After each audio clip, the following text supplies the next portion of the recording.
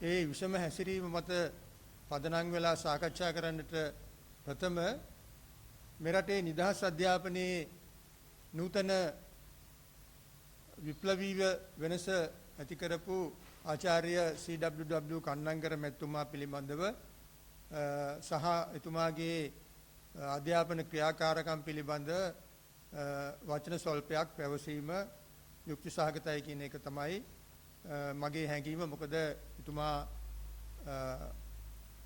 සැමරීම සඳහා ඔහුගේ 141 වෙනි සැමරුම පැවැත්වුවේ මේ ඔක්තෝබර් 13 වෙනිදා.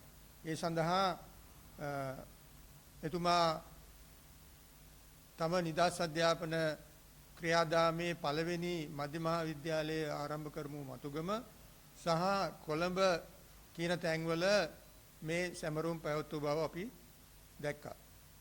එතකොට ආචාර්ය CWW කන්නගර මැතිතුමා 1920 දශකයේ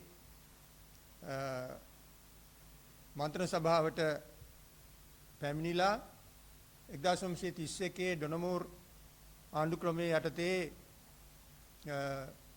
අධ්‍යාපන කාරක සභාවේ සභාපති බවට පත් වෙලා තමයි මේ අධ්‍යාපන ප්‍රතිසංස්කරණ කියන කාරණය ආරම්භ කරන ලද්දේ.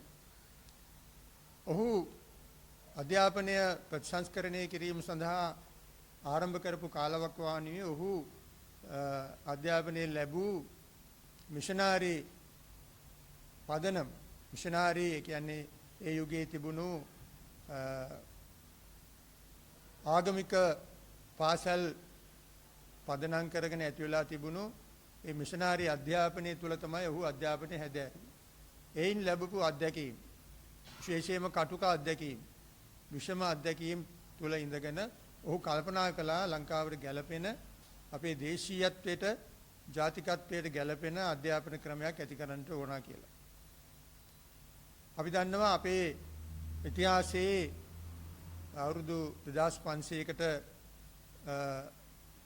පමණ අපේ ඉතිහාස කතන්දරයේ තුල අධ්‍යාපනයේ තිබුණු තැන විශේෂයෙන්ම අනුරාධපුර යුගයේ අධ්‍යාපනයේ පිළිබඳව අපිට විස්තරාත්මකව අපිට අද පැහැදිලි කරන්න අමාරුයි. හැබැයි අපි දන්නවා විශේෂයෙන්ම සෑම පුද්ගලයෙකුටම සාක්ෂරතාවය පිළිබඳව ඒ තිබුණු දැනීම විශේෂයෙන්ම අපි දකිනවා සීගිරි කුරුටුගී ලියන්නට පවා සමත් වෙච්ච ගැමියන් පිරිසක් එදා හිටියා. මේ අනුරාධපුර යුගයේ විශේෂයෙන්ම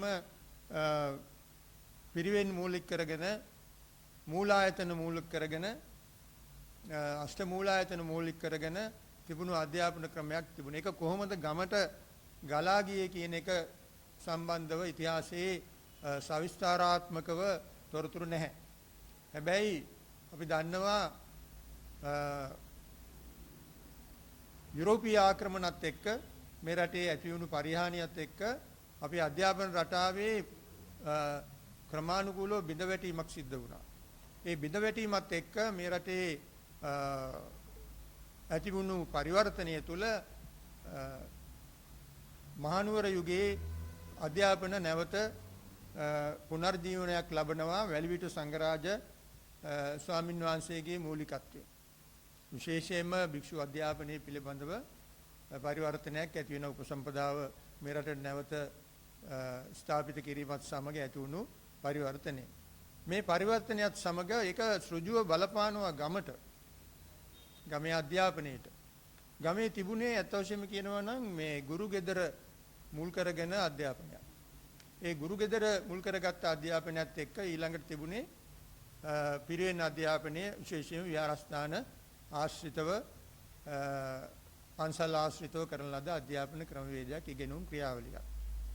ගුරු ගෙදර කියන මේ අධ්‍යාපන රටාවේ තිබුණේ මූලික ශාස්ත්‍රීය අධ්‍යාපනයත් එක්ක ක්‍රියාකාරකම්. අපි දන්නවා නිෂ්පාදන ක්‍රියාකාරකම් උදෙසා විශේෂයෙන්ම කෘෂිකර්මයේ ගොවිතැන මූලික කරගත් සමාජයක් තිබුණේ. ඒ කුෂක සමාජය තුළ දරුවෙකුට ඉබේම තමන්ගේ ක්‍රියාකාරකම් තුළ තමන්ගේ පියාගේ තමන්ගේ මවගේ ක්‍රියාකාරකම් තුළ අධ්‍යාපනය නිතැතින්ම ලැබුණා.